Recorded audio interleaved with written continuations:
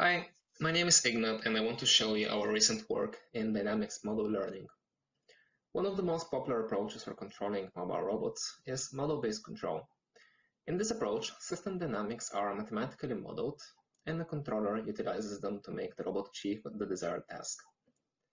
However, for this method to work properly, a highly accurate and computationally efficient model is needed to guarantee safe and optimal control.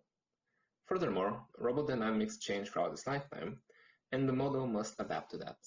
Traditionally, parametric models are utilized based on known physics, to which parameters are fitted from data.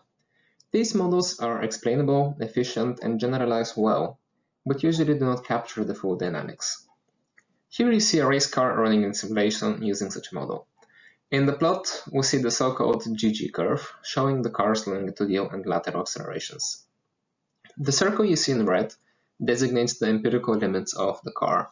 The closer the car is to them, the faster it is driving, but it will likely lose friction and crash if it goes outside the limits. Our parametric model here enables the car to drive fast, but is not exploiting its full performance. To do better, we can use the so-called NonParametric models that can use any function approximation technique to express the system's dynamics. These data-driven models can capture dynamics more accurately.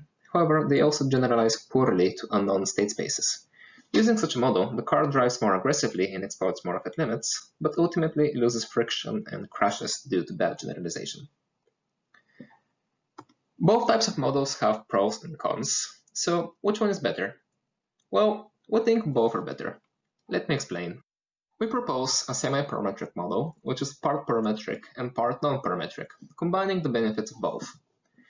We utilize a dynamic bicycle model as our parametric part, and a small two-layer neural network as our non-parametric part.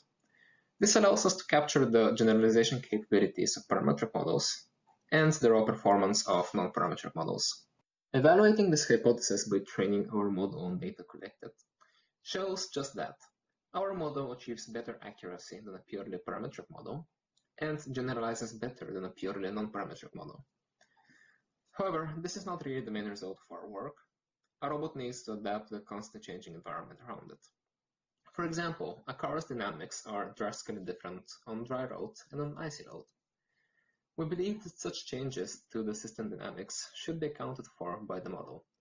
And as we just saw, the semi-parametric model is a perfect fit for such a task.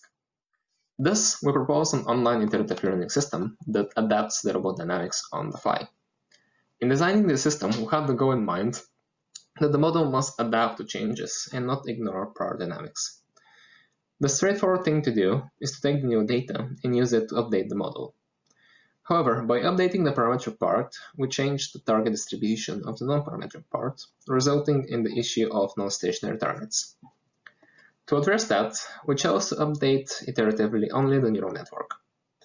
However, neural networks are prone to forgetting old data when new one is fed in. So we also have to feed in old data into the training process. We generate this data synthetically using a Gaussian mixture model. To experimentally verify our approach, we use a high-fidelity commercial simulator. The controller we chose for this experiment was the Model Predictive Path Integral Controller, or MPPI for short, which is a derivative-free sampling-based controller capable of harnessing our model. First, we use the trained semi-parametric model without iterative learning. We call this the normal scenario. Then we run the same model in simulation, where the dynamics are modified by a change of weight and a change of road friction. We call this the modified scenario.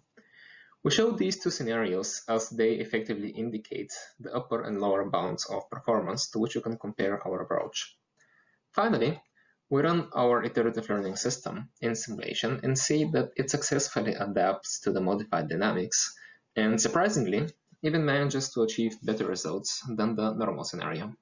In conclusion, we presented a novel approach to modeling robot dynamics using a nonlinear semi-parametric model with a neural network, resulting in an accurate and computationally efficient dynamics representation. We used this model as part of an iterative learning system and applied it to a model predictive controller in autonomous racing. We showed that our model achieves excellent accuracy and generalization capabilities, while also successfully adapting to changing dynamics. Thank you for your time, and if you want to learn more about our work, please refer to the paper.